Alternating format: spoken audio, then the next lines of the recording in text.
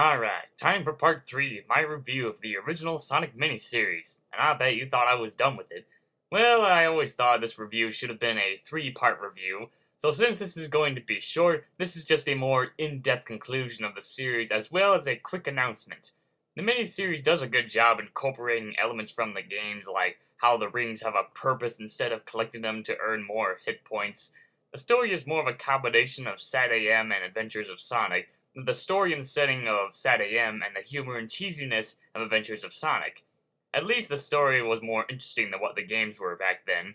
The art style is pretty good for its time, creating that look that looks like it was from the TV shows.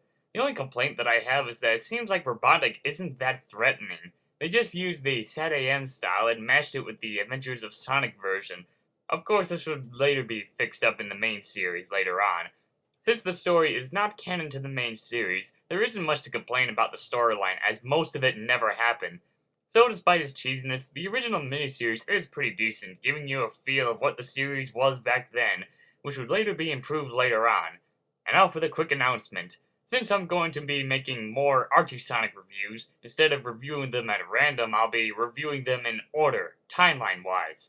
So with what's going on with the series now, I've got a lot of catch up to do.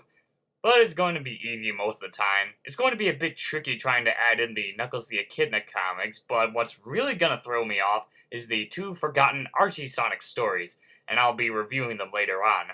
One of them is a spin-off slash holiday special, and the other one is canon to the storyline, but doesn't explain exactly where it happens. And later on, I'm going to review only one Sonic X comic for certain reasons.